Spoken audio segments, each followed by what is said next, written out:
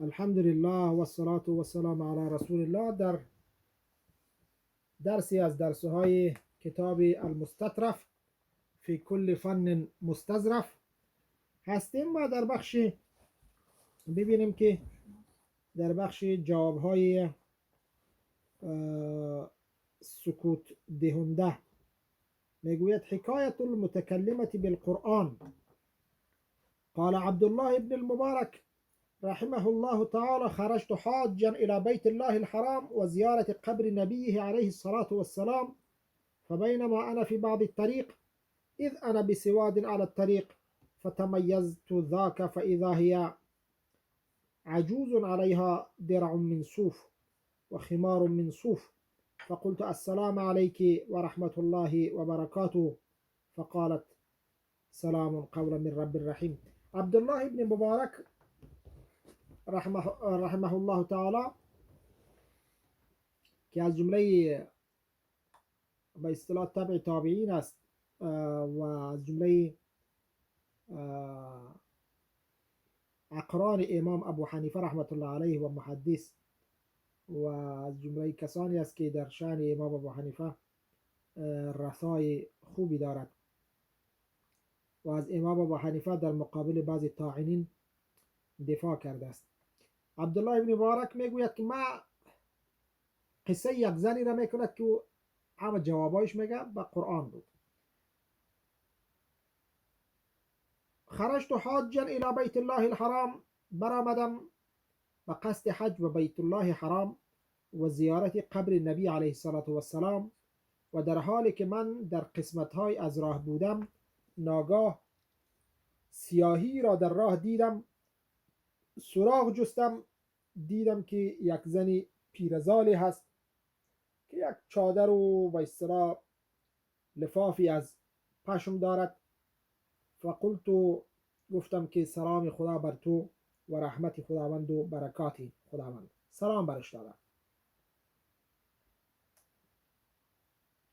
یعنی سلام دادن و پرس کردن در راه و چیزا بین علمای بزرگ امت با زنا و اینا عادت را داشتن، یعنی نمیگفتن که من زن است و چرا سلام بتوم اینا.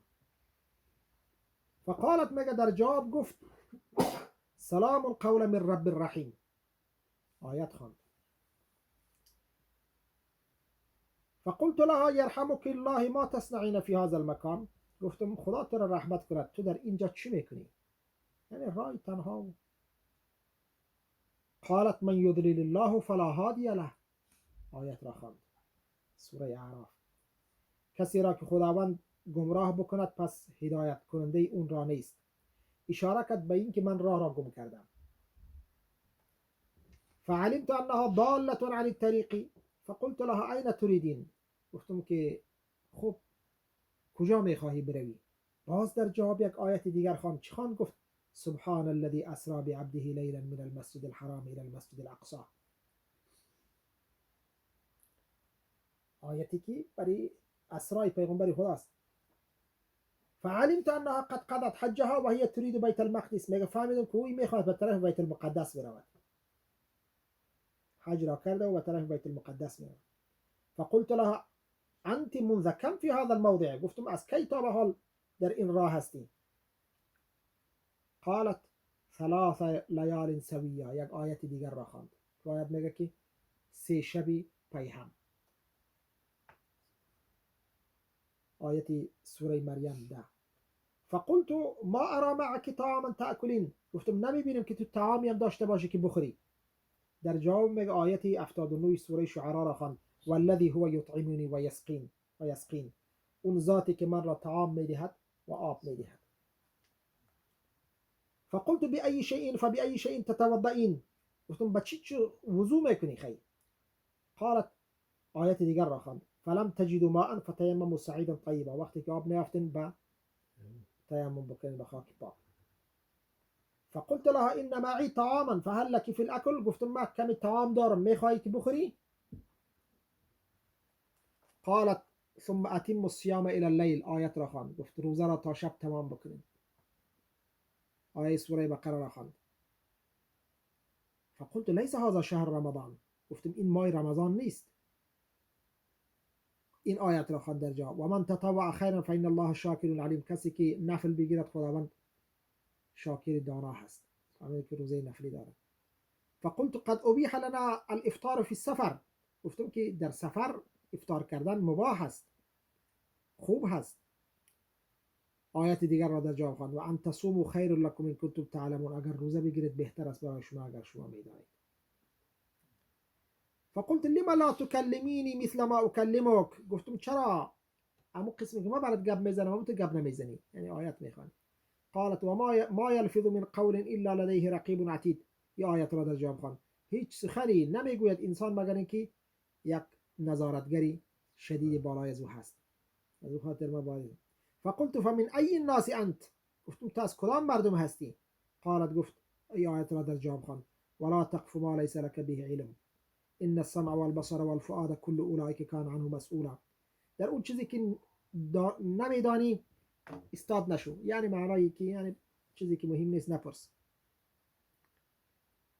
فقلت قد اخطأت فاجعلني في حل. گفتم من اشتباه کردم، خیلی من را ببخش. قالت ای آیت را خواند لا تثریب علیکم اليوم یغفر الله لكم. هیچ باکی بر شما نیست، خداوند شما را میبخشد. این آیت را در جواب خواند. فقلت فهل لك ان احملك على ناقتي هذه فتدرك القافله. گفتم آیا میشه ما ترا به این شترم بشارم که بری که قافله کاروان را گیر کنی، تو از کاروان البته پس مانده. قالت و ما تفعل من خیر یعلمه الله. گفت ای آیت را خواند هر کار خیری که بکنید خداوند اون را میداند، یعنی راضی هستم. قال فانخت ناقتی. گفت شترم را خواباندم. قالت قل للمؤمنین یغضوا من ابصارهم. گفت که بگو از برای ای آیت را خواند از برای مؤمنین که چشمشان را ببندن. فغضضت بصری عنها و قلت لها ارکبی. چشمشون را از او دور کردم و گفتم بشین. اینجا یک گپ. چرا این گپ را زد در حالی که پیشترم میدید و گپ میزد؟ اینجا چرا غض بصر گفت؟ به خاطر که این زن فعلا با این مردکه در یک مرحله خاصی قرار گرفت که این مردکه یک شتر داره و خودش در شتر میشینه و معمولا شتر را بشانی و زن کالای دراز داشته باشه بخواد سر شتر بشینه غالبا یک بغل پای و مایش لیچ میشود. توجه هستی؟ دامن را بالا میکنه یا کاله را بالا میکنه. از او خاطر طرفی مردکه گفت که چشمت را پد بگیر، نه اینکه تو روی مرا نبینی یا دیگر نبینی و سلام نکن. و خواستن این شتر است که در پشت از این با در بالا شترای تو هودج میماندن، یک تا پیش یک تا پس پشت نششت یا بغل.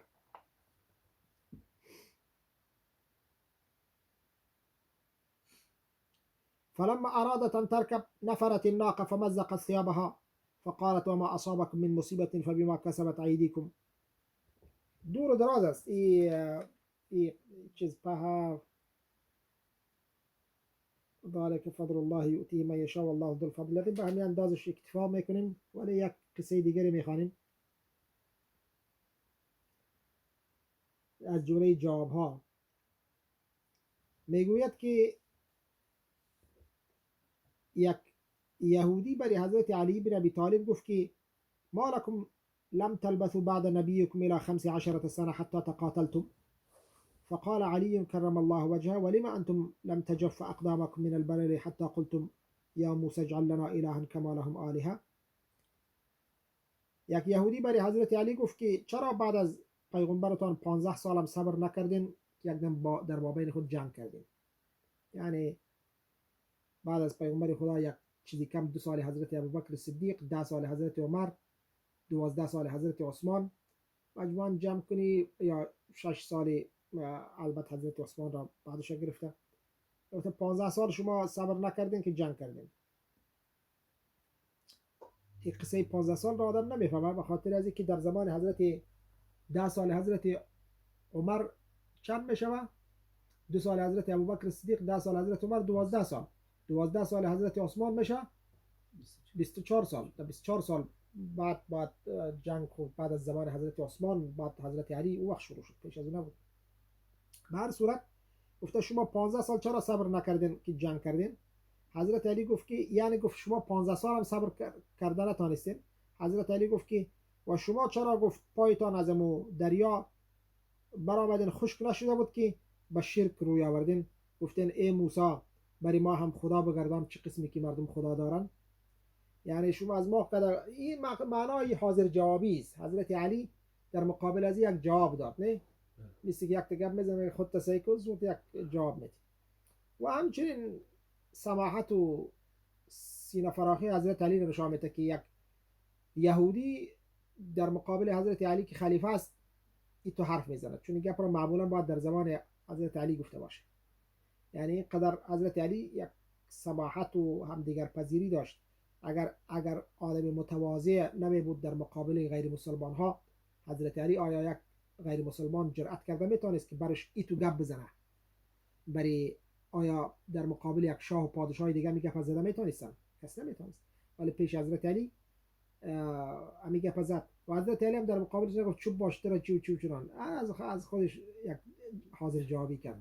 گفت که شما گفت پایتان از دریا برآمدین، بنی اسرائیل تیر شدن، برای حضرت موسی گفتن که مردمای را دیدن که بت میپرستن، گفتن یا موسی اجعل لنا کما لهم آلهه، برای ما یا موسی اجعل لنا الها کما لهم آلهه، یا موسی برای ما هم اله بگردان چنانچه که اونا آلهه دارن، خدایان دارن.